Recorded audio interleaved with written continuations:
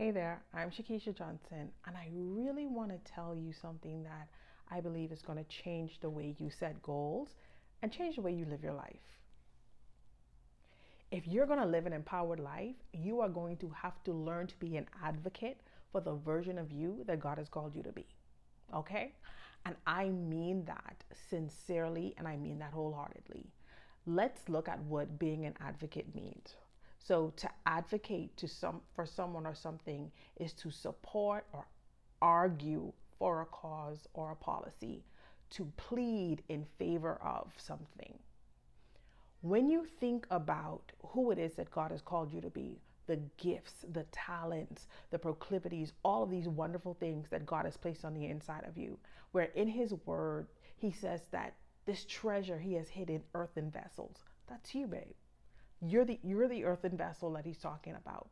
And so when we navigate through life, through trauma, through all of the things that we experience, what we begin to do is we pick up these coping mechanisms that serve us for the time that they're necessary. And so if you are someone that has experienced any form of trauma, whether that has been in childhood or some other stage of your life, more than likely you picked up coping mechanisms that helped you to survive that trauma.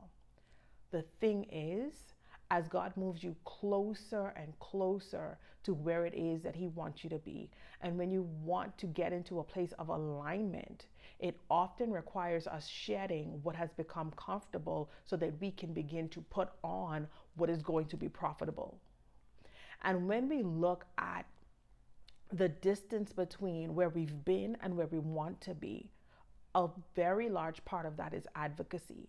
It's advocating for ourselves in ways that we have not done in the past. It's advocating for your goals and the way that you desire to live your life, especially if you're in an environment where other people may not understand why you're making the choices that you're making, right? And so if you're someone that maybe comes from a family where everyone eats a certain way, and God is speaking to you and letting you know that, hey, for this next leg of your journey, you're going to have to crack down on the things that you eat and the nutrients that you're putting into your body. The people that you grew up with, they're not evil people. They're not mean people. They're not bad people, right? They're not trying to force feed you things that are going to get you off track. They are just people who are used to doing things a certain way. And so when we begin to go against the grain of what's popular and what's culturally relevant, it can cause friction. It can cause misunderstanding, right? And so you have these people that you love that expect you to show up a certain way, but now things are different. And so in those spaces now, you have to learn to advocate for the aspects of you that are in alignment with who God has called you to be. And advocacy does not always have to be this very forceful thing. That actually begins with yourself. The first place that you begin advocacy is in you, right? And so it's when you begin to make decisions that are in alignment with who God says you are rather than who it is that you've believed yourself to be in the past. And so the first level of advocacy is self-advocacy.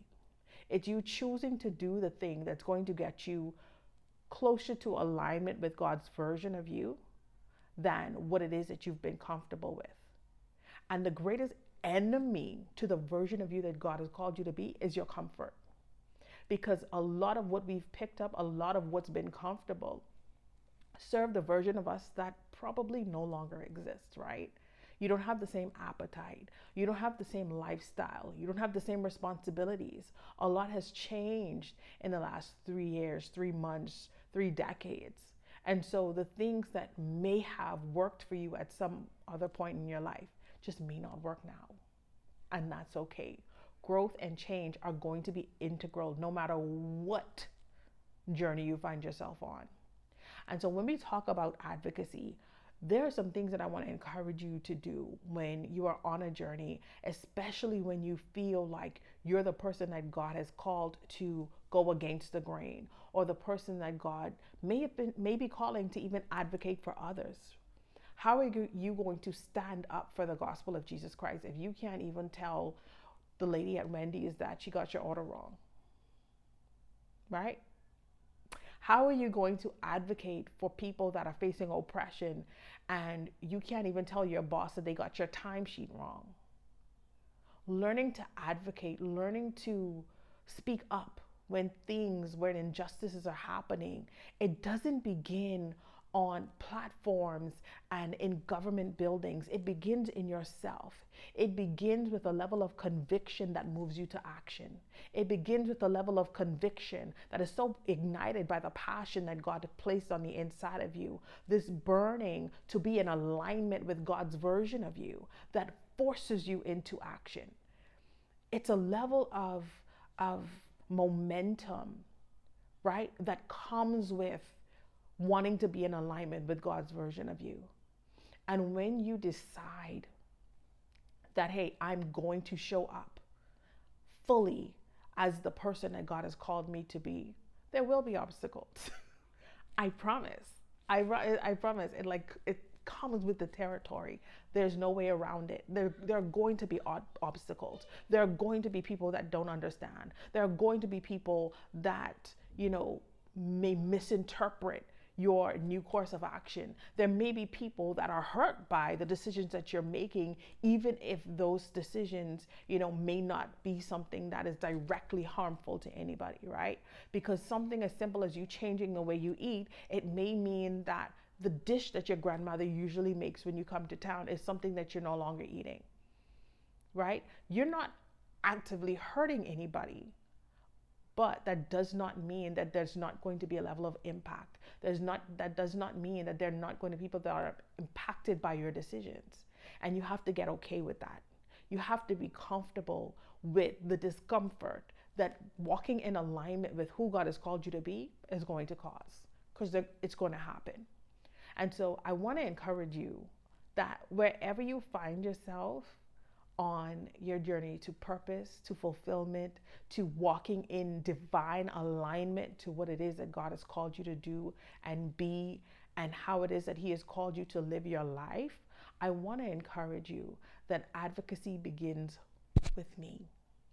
That you have the right to advocate for decisions that bring you into alignment with your Creator. You have the right to advocate for the habits that need to be built. You have the right to advocate for the things that you may no longer give access to you, the people that may no longer have access to you, because God has given you a revelation of who you are beyond who you've known yourself to be. And I want you to actually learn to be okay with misunderstanding yourself. Because when we find ourselves, for those of us born into poverty, for those of us born into families where there's a lot of domestic violence, for those of us born into adverse circumstances, right? Who we've learned ourselves to be is very often not a reflection of who God has called us to be. For people with complex trauma that happened early on in childhood, you learned who you are in a hostile environment. And so what God is going to do is teach you to advocate for yourself so that you can see the real you. So that you can see the tenderness that couldn't show up in that environment. So that you can see the hope and the joy that didn't have room to flourish in that environment. So that you can see what fulfillment looks like beyond worrying about how the bills are going to get paid or where the next meal is coming from. You're going to have to get comfortable with misunderstanding how it is that your circumstances may have misrepresented who you truly are. And you know what? I'm proud of you. Because the fact that you've sat in the discomfort of this video and thought about things and reconsidered some things, it's proof that you are already on the journey to growth and fulfillment that so many of us opt out of because it is hard, because it is difficult. And I want to say that as you advocate for yourself and you learn, in the course of purpose, even to advocate for others, I hope that the love and the passion and the light of God, I hope that it guides you into the fullness of who you truly are. And I hope that you love every single version of you, because you know what? Every version of you is worth grace, is worth love, is worth advocating for. And so you don't have to wait until you think you're in a place where you have everything figured out to start advocating for yourself. Every change matters. Every decision matters. Okay? You deciding that you're going to eat 3 pieces of bacon rather than the 4 or 5 pieces of bacon that you usually have, that's you advocating for yourself. You're getting closer to the goal of, I don't know, maybe going down to 2 strips of bacon with breakfast. Whatever it is, whatever the changes are that God is asking you to make, whatever the movement is, whatever this direction He's calling you to go into, I want you to advocate for it as fiercely as you would for someone else that you love. Because I think sometimes it's a lot easier to advocate for others than it is to advocate for ourselves. But I want you to practice that, because a big component of self-love is being able to make decisions that are in our best interest, even when other people don't understand it, or when other people feel like it is unfair to them that you have made changes because it inconveniences them or maybe hurts their feelings in some way. Case in point, the example of Grammy in the soup that you can't eat anymore, right? And so embrace whatever stage of the journey you're on. I hope this video was helpful. I hope that you share it with someone else that may be on the journey to creating a life that they'll love. And until next time, I want you to live a little, love a lot, and be a blessing.